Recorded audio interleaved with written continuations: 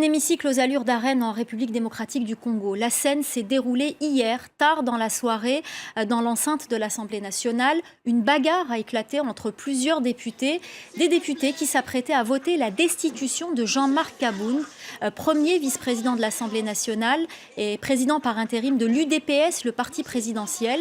Il a finalement été éjecté de son poste après un vote écrasant. Pourquoi a-t-il été destitué? Faut-il craindre une nouvelle crise politique? La tension est montée brusquement en début d'après-midi à l'Assemblée nationale congolaise quand des députés ont pris d'assaut le perchoir, mettant sans dessus-dessous tables et chaises et empêchant la tenue de la réunion plénière. L'opération était, semble-t-il, menée par des députés pro-Tshisekedi ou de l'opposition. Ces élus veulent, au moyen d'une pétition, renverser le bureau et la présidente de l'Assemblée, Janine Mabunda. L'Assemblée nationale, temple de la démocratie, mais en l'espace d'un après-midi, les députés nationaux, signataires des pétitions pour la déchéance du bureau de cette institution, ont oublié toutes les méthodes démocratiques pour régler leurs différends. Ces élus se sont alors livrés aux actes de vandalisme. L'estrade de la salle des congrès détruite par cet élu, ici en image, la tribune des prises de parole a été détachée. Les sièges des membres du bureau n'ont pas été épargnés par les manifestants. Pour ces pétitionnaires, le bureau Mabunda ne peut pas convoquer ni tenir une plénière car réputé démissionnaire à la suite du dépôt de la pétition. Un geste qui fait réjouir certains signataires qui se sont alors livrés à scander des chansons de victoire.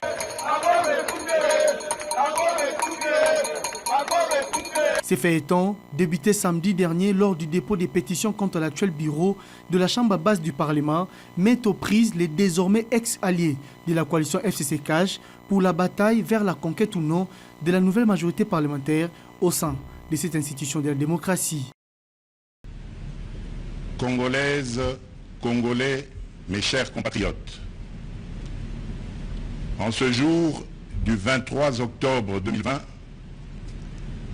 je m'adresse à vous, souverains primaires, dans un contexte exceptionnel en rapport avec la situation politique que connaît notre pays. Ce contexte de fragilité de notre pays, de même que les résultats électoraux de janvier 2019, nous ont forcés à élargir nos rassemblements pour nous unir au-delà de nos familles politiques traditionnelles. Cet effort de recomposition a touché aussi bien le pouvoir sortant que l'ancienne opposition, ce qui a conduit à une situation inédite où des adversaires farouches d'hier sont devenus des alliés. Nous avions choisi de gérer le pays au sein d'une coalition qui semblait constituer la solution idoine pour sortir le pays de ces différentes crises récurrentes et préserver ainsi les acquis de l'alternance. Malheureusement, près de 2 ans après, les divergences qui persistent entre les partis signataires de cet accord plombent les ailes de l'espoir de notre envol vers le développement. Ces divergences portent notamment sur les questions relatives à la paix et à la sécurité nationale, à la Commission électorale nationale indépendante, à l'organisation des élections, à la gestion du portefeuille de l'État, à la territoriale, à la diplomatie, à l'indépendance de la justice et à l'instauration de l'État de droit, qui sont un enjeu majeur pour notre nation. L'importance de ces questions me convainc qu'elles ne doivent être laissées à la merci d'un seul groupe politique. Elles nécessitent un large consensus national. Mes chers compatriotes, la tâche que vous m'avez confiée est immense. Elle comporte dans l'urgence les objectifs ci-après. Rétablir la paix là où elle est compromise et la consolider là où elle existe, construire la démocratie, organiser des élections crédibles dans les délais constitutionnels, renforcer l'état de droit, bâtir nos infrastructures, assurer la santé à nos populations, garantir l'éducation de nos enfants, donner une perspective économique à notre jeunesse et promouvoir davantage les droits des femmes. Face à l'ampleur de ces défis, le peuple n'accordera aucun pardon à ceux qui, dans la classe politique, s'évertueront à créer ou à entretenir des entraves au progrès, animés qu'ils sont par une simple stratégie de survie politique ou de positionnement individuel, par la haine tribale, la rancœur ou par la poursuite de la prédation en toute impunité.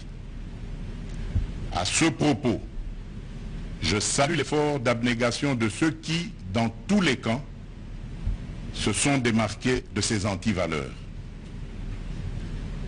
Mes chers compatriotes, l'état de droit que nous voulons vient d'être conforté par la prestation de serment de 3 juges constitutionnels, ce qui désormais assure à cette juridiction un fonctionnement régulier.